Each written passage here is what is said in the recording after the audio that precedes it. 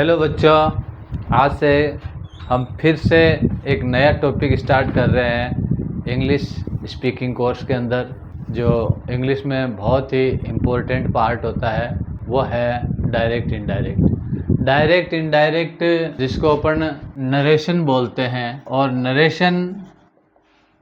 ये नरेशन शब्द बना है नरेटर से। नरेट करना, किसी चीज़ को नरेट करना, और नरेट का मतलब होता है वर्णन करना। यानी कोई भी बात कही हुई है उसको वर्णन करना। किसी की बात को अपन किसी को और को कहते हैं। अपना आमने सामने कोई बात हो रही है, ये बात आमने सामने हुई, इस बात को या तो मैं कहूँ या आप कहो। किसी और को, थर्ड पर्सन को यदि कहते हैं तो वो वर्णन करना होती है। और उसको कहने पर उसका समय चेंज होता है, क्योंकि ये बात तो आज करी अपने, और आज की बात को आज के जस्ट भले 2 घंटे बाद में करो, यानी बोलने के जस्ट बाद में करने पर वो नई बात हो जाती है। नई बात का मतलब उसका टाइम चेंज हो जाता है।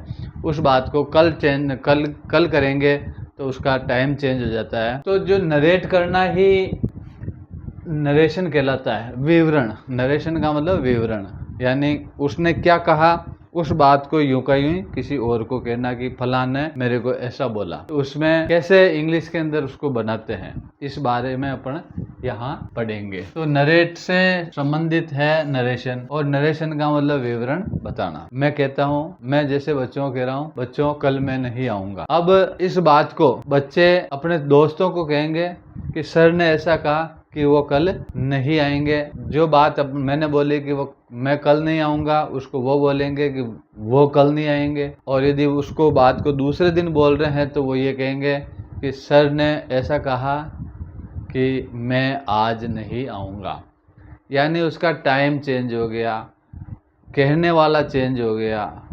तो इसके अंदर विवरण को चेंज करना ही नरेशन कहलाता है, और जिसको अपन कहते हैं डायरेक्ट और इनडायरेक्ट। यानी जो अपने सामने जो बात हो रही है, आमने सामने जो बात हो रही है, वो डायरेक्ट में आएगी, और इसी बात को किसी और को बताना वो इनडायरेक्ट में आएगी। इनडायरेक्ट प्रत्यक्ष रूप में ये, और ये अप्रत्यक्ष रूप में। इसका इंग्लिश में डायरेक्ट का मतलब होता है हिंदी के अंदर प्रत्यक्ष, और इनडायरेक्ट का मतलब होता है अप्रत्यक्ष। यानी वक्ता उस समय नहीं है, और वक्ता की बात को किसी और को बताना। तो जो डायरेक्ट वाली बात होती है उसको इनडायरेक्ट में कैसे चेंज करना, ये अपन इसके अंदर अपन सीखेंगे।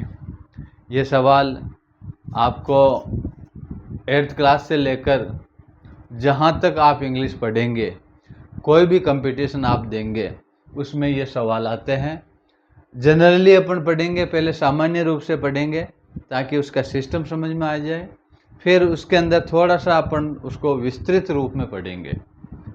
जो कंपटीशन एग्जाम में किस तरीके के सवाल आते हैं उस तरीके से अपन पढ़ेंगे।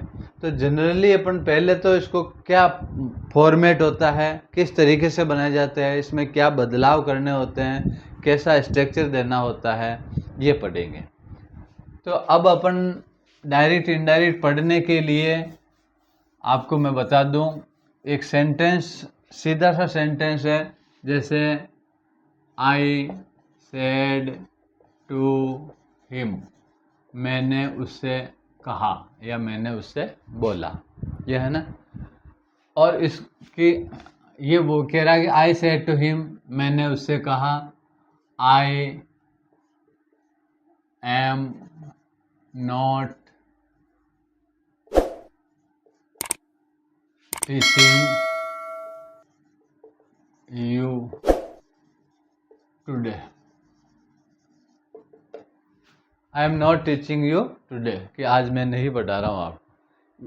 आई सेड टू हिम, मैंने उससे कहा कि मैं आज तुम्हें नहीं पढ़ा रहा हूँ, है ना। तो अब ये जो पार्ट होता है, इसके यहाँ कोमा लगा हुआ होता है, और यहाँ पर 2 टाइप के कोमा, मतलब दोनों इस साइड में और इधर भी। इनको बोलते हैं इन्वर्टेड कोमा। क्या बोलते हैं? Inverted coma. इन्वर्टेड कोमा, जिसको हिंदी में बोलते हैं अवतरण चिन्ह। इन्वर्टेड कोमा, जिसको हिंदी में बोलते हैं अवतरण। अवतरण का मतलब कही हुई बात को इस कोमा में फिट करना। जो भी बात है, चाहे वो कहावत है, चाहे वो लोकोक्ति है, चाहे कही हुई बात है, उसको यदि इस कोमा में फिट किया हुआ होता है तो इनको बोलते हैं इन्वर्टेड कोमा। एक पार्ट होता है जो इन्वर्टेड कोमा फिट होता है, एक पार्ट होता है जो इन्वर्टेड कोमा में नहीं होता है। इसको अपन इंग्लिश में कहेंगे आरवी। क्या बोलेंगे? आरवी। और ये जो पार्ट है इसको बोलेंगे आरएस। आरवी और आरएस। आरवी का मतलब होता है रिपोर्टेड वर्ब। Reported verb. और आरएस का मतलब होता है reported speech. Reported speech. Reported verb और रिपोर्टेड स्पीच। अब रिपोर्टेड वर्ब वो पार्ट होता है जिसमें वक्ता किसको क्या कह रहा है, वो उसका एक पार्ट होता है। और उसने क्या कहा, क्या बात कही, जो सेंटेंस होता है, स्टेटमेंट जो होता है, वो रिपोर्टेड स्पीच कहलाता है। कृतवाच्य और क्रमवाच्य, यानी उसने क्या कहा और क्या बताया, ये चीज़ होती है रिपोर्टेड स्पीच के अंदर। तो इसको शॉर्ट में कहेंगे आरवी वाला पार्ट और आरएस वाला पार्ट। इससे आपको ये समझ लेना है कि रिपोर्टेड स्पीच वाला कौन सा होता है और रिपोर्टेड वर्ब वाला कौन सा पार्ट होता है। तो सीधा सा है कि जो इन्वर्टेड कोमा में बंद है वो रिपोर्टेड स्पीच है, और जो इन्वर्टेड कोमा के बाहर होता है वो रिपोर्टेड वर्ब होता है। इतना सा याद रख लेना। इसको समझने में इनकी कोई ज़रूरत नहीं है। वो समझाने वाला बोलेगा कि रिपोर्टेड स्पीच में ये चेंज करना है, उस समय आपके दिमाग में ये आनी चाहिए कि रिपोर्टेड स्पीच में चेंज करने के लिए बोल रहे हैं, इसका मतलब कोमा में बंद है उस पार्ट को चेंज करना है। रिपोर्टेड वर्ब में चेंज करना है, इसका मतलब बिना कोमा वाला, बिना इन्वर्टेड कोमा वाला पार्ट है उसमें चेंज करना। बस इतना सा आपके दिमाग में आ जाना चाहिए कि रिपोर्टेड वर्ब ये होता है, रिपोर्टेड स्पीच ये होता है। शाब्दिक अर्थ से इनका कोई लेना देना नहीं है। केवल आपको जो बताने वाला होता है, टीचिंग कराने वाला होता है, वो ये कहेगा कि रिपोर्टेड वर्ब में चेंज करना है, रिपोर्टेड स्पीच में चेंज करना है। वो स्थिति आपकी क्लियर हो जानी चाहिए।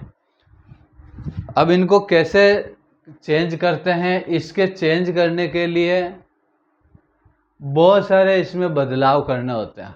हालांकि ये एक बार में समझ में नहीं आता है, लेकिन मैं ट्राई करूँगा, मैं कोशिश करूँगा कि आपको एक ही बार में यह समझ में आ जाए। बिल्कुल सिंपल लैंग्वेज में अपन पढ़ेंगे। बेटे इसमें क्या करते हैं कि ये जो पार्ट है इसमें भी कुछ बदलाव होते हैं और इस वाले पार्ट में भी कुछ बदलाव होते हैं। अब इस वाले पार्ट में बदलाव करेंगे, उसके अनुसार ही आगे वाले पार्ट में बदलाव होंगे। अब ये पार्ट क्या कह रहा है, उसके आधार पर इस पार्ट में चेंज होंगे। अब चेंज क्या होने, कैसे होने, ये अपन इसमें पढ़ेंगे। तो I said to him I am not teaching you today, इस सेंटेंस को चेंज करना है। तो इसके लिए आपको क्या करना है, इसमें क्या क्या चेंज होना है। एक तो ये चीज़ चेंज होनी है, सेड टू। क्या चेंज होनी है? Said to. सेड टू को बदलना, यानी ये चीज़, ये जो शब्द है ये अपने को चेंज करना होगा। इसके बाद में ये इन्वर्टेड कोमा हटाना, इन्वर्टेड कोमा हटाना।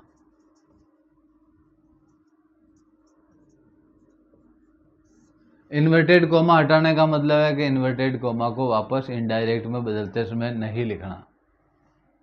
कोमा और इन्वर्टेड कोमा दोनों, अब ये दोनों हट जाएंगे, इसका मतलब ये पार्ट फ्री हो गया।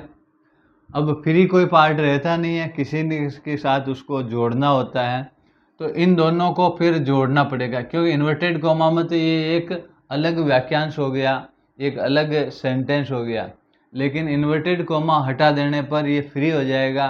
फ्री होने का मतलब कोई भी सेंटेंस फ्री नहीं रहता है, उसको किसी न किसी सेंटेंस के साथ योजक करना होता है, उसको जोड़ना होता है। तो तीसरा है कनेक्टिव लगाना। क्या होता है? कनेक्टिव लगाना। अब कनेक्टिव लगाने का मतलब आरवी को आरएस से जोड़ना, आरवी को RS से जोड़ना। अब जोड़ना, किसी भी चीज़ को जोड़ते हैं तो कहीं ना कहीं उनमें ऐसा जुड़ाव आना चाहिए, गांठ, जैसे किसी धागे को जोड़ेंगे तो उसमें गांठ बंधेगी, किसी भी चीज़ को अपन जोड़ेंगे तो उसमें जोड़ने के लिए कोई ना कोई दो चीज़ों को जोड़ना है तो या तो फेविकोल लगाएंगे, फेविक्विक फिक्स लगाएंगे, कोई ना कोई चीज़ ऐसी लगाएंगे। फिर लकड़ी के उसको जोड़ना है तो उसमें बीच में ऐसा कोई ना कोई जॉइंट लगाएंगे, पाइप को जोड़ना है जॉइंट लगाएंगे।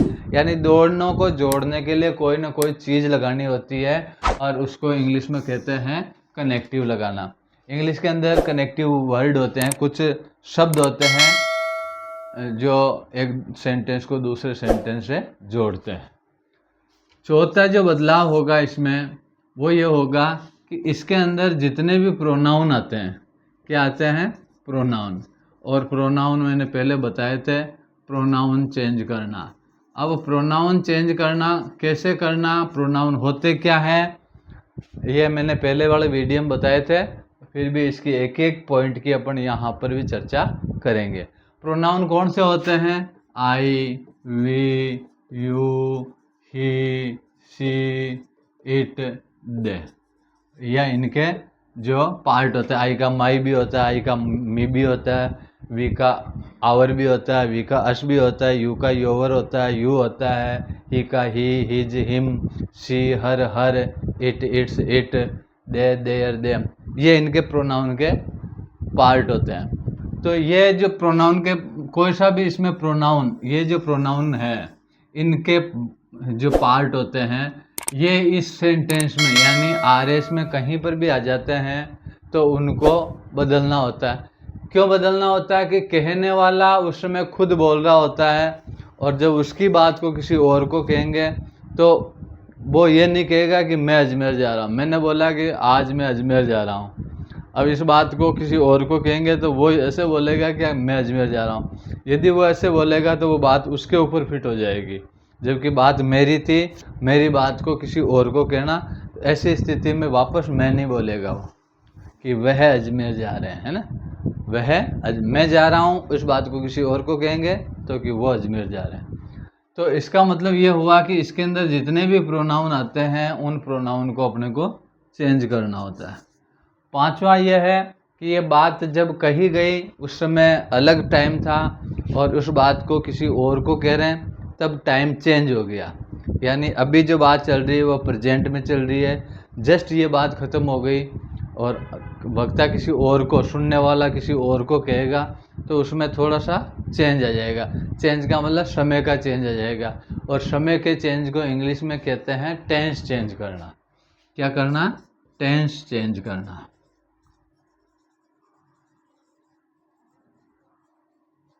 और छठा जो परिवर्तन है, बदलाव इसमें करना है, चेंज करना है, वो है कि आज मैं कोई भी बात आज की कह रहा हूँ, अभी की कह रहा हूँ, ये बात जब मेरी बात को किसी और को कहेंगे तो वो जगह भी चेंज हो जाएगी और वो टाइम भी चेंज हो गया। तो उसके अनुसार उन शब्दों को काम में लेना कि मैं आज अजमेर जा रहा हूँ, या इस सेंटेंस में जैसे कि मैं आज तुम्हें नहीं पढ़ा रहा हूँ, तो इस बात को बाद में कहेंगे तो कि वो आज नहीं पढ़ा रहे, ऐसा होगा, है ना, कि उन्होंने ये बोला कि आज वो नहीं पढ़ा रहे।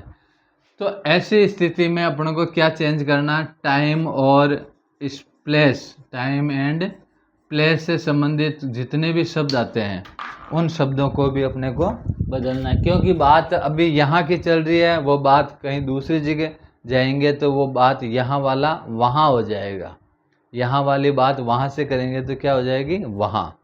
तो टाइम एंड प्लेस से संबंधित शब्दों को बदलना।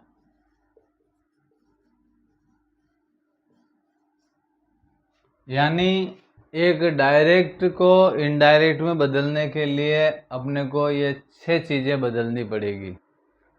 इजी है, ऐसी कोई बात नहीं है। लग रहा है कि यार 6 चीज़ें कैसे चेंज करेंगे, किस किस का ध्यान रखेंगे, लेकिन 1 बाय 1 अपन इसके बारे में चर्चा करेंगे तो ये इजी हो जाएगा, ऐसी कोई बात नहीं। इसके लिए आपको थोड़ा सा कंसंट्रेटिव माइंड से सीखना होगा, थोड़ा सा हार्ड पड़ता है लेकिन अपन इसको हार्ड नहीं रखेंगे, इसको बिल्कुल सॉफ्ट करेंगे। सॉफ्ट इस तरीके से करेंगे कि एक एक चीज़ को क्लियर करेंगे कि सेड टू को कैसे चेंज किया जाता है, कौन सी स्थिति में सेड टू को कैसे बदला जाता है ना। तो इस बारे में अपन चर्चा करेंगे। तो अब ये समझ में आ गया आपके कि सेड टू को चेंज करना, उसके बाद इन्वर्टेड कोमा को हटाना, उसके बाद कनेक्टिव लगाना। कनेक्टिव का मतलब विथ लगा दो, बाय लगा दो, टू लगा दो, दैट लगा दो, ये कनेक्टिव है, इंग्लिश के कनेक्टिव है। तो जैसा सेंटेंस होगा वैसा ही कनेक्टिव इसमें लगाएंगे। फिर आता है प्रोनाउन चेंज करना, कि मैं कह रहा हूँ तो वह में चेंज हो जाएगा। तो प्रोनाउन के जितने भी भाग हैं, जितने भी पार्ट है, जितने भी शब्द हैं, उन शब्दों को भी अपने को चेंज करना होगा। फिर होता है समय से संबंधित बातें, कि आज की बात है, अभी की बात है, कल की बात है, आने वाले कल की बात है, उनको किस तरीके से जैसी स्थिति बनती है, कब कहता है, कैसे कहता है, उसके आधार पर अपन टेंस को चेंज करेंगे। प्रेजेंट सिंपल है तो उसको पास्ट सिंपल में चेंज करेंगे। ये मैं एक टेबल बना के आपको बताऊंगा कि कौन सा टेंस आता है तब उसको कौन से टेंस में चेंज किया जाता है। फिर टाइम से संबंधित, प्लेस से संबंधित, समय और स्थान से संबंधित शब्दों को भी अपने को बदलना होता है। तो ये 6 बदलाव करेंगे तब जाके ये क्या बनेगा, इनडायरेक्ट बनेगा। अब इनमें 6 चीज़ें कैसे बदलते हैं उसके बारे में अपन एक एक के बारे में चर्चा करते हैं। सबसे पहले अपन चर्चा करते हैं सेड टू को कैसे चेंज करते हैं। पहला पॉइंट यही बनता है कि भाई सेड टू को चेंज करना। अब ये सेड टू चेंज करना होता है, कब करना होता है और कैसे करना होता है। पहली बात तो ये ध्यान रखना कि सेड टू के बाद में यदि कोई ऑब्जेक्ट आता है, इसको ऑब्जेक्ट बोलते हैं। क्या बोलते हैं, ऑब्जेक्ट। यदि ऑब्जेक्ट आता है यहाँ पर, said to me, said to him, said to her, said to them, said to you, ऐसा यदि ऑब्जेक्ट यहाँ लिखा हुआ आता है तो ही सेड टू को चेंज करना।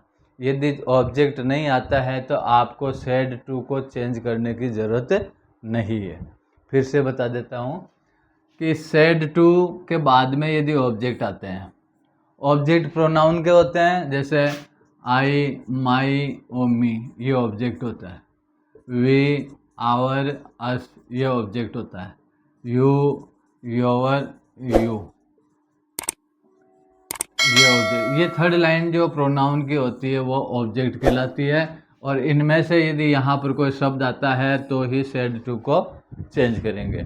और इनमें से वो नहीं आता, जैसे केवल यूँ ही लिखा हुआ होता है कि आई सेड और फिर कोमा, इन्वर्टेड कोमा आ जाता है।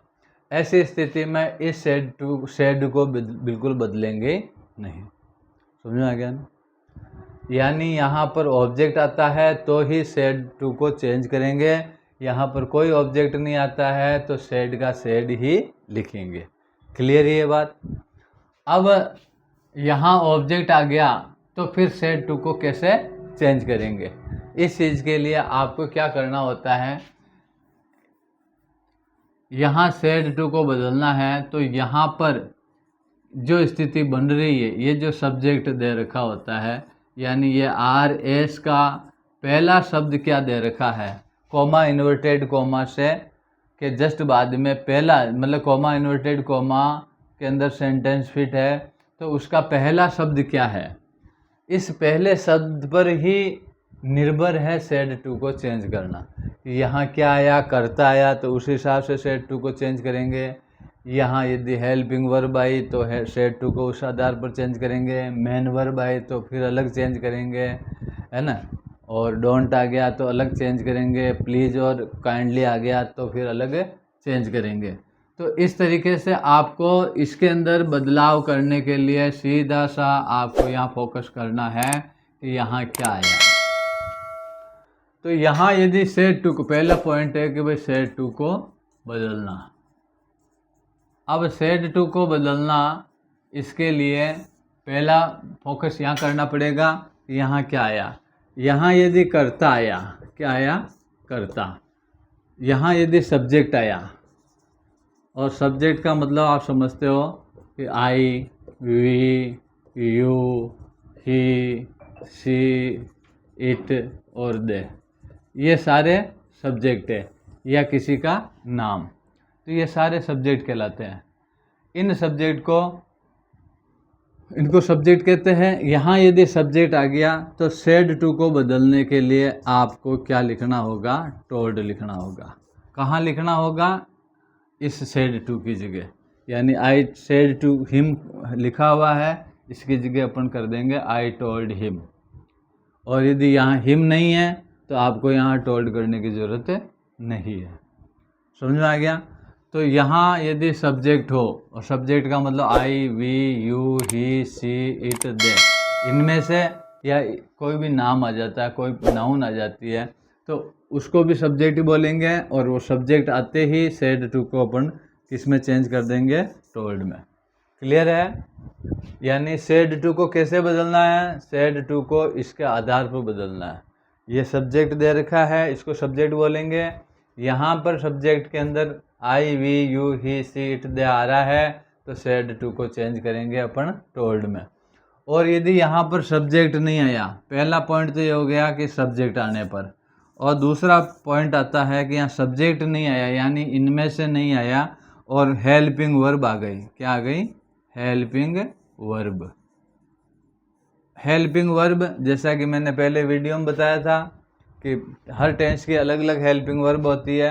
हेल्पिंग वर्ब का मतलब डू आ गया, डज आ गया, इज आ गया, एम आ गया, आर आ गया, हैज आ गया, हैव आ गया, हैड आ गया, डिड आ गया, वाज आ गया, वर आ गया, और विल आ गया, सेल आ गया, कैन आ गया, कुड आ गया, मैं आ गया, माइट आ गया, मस्ट आ गया, या वुड आ गया।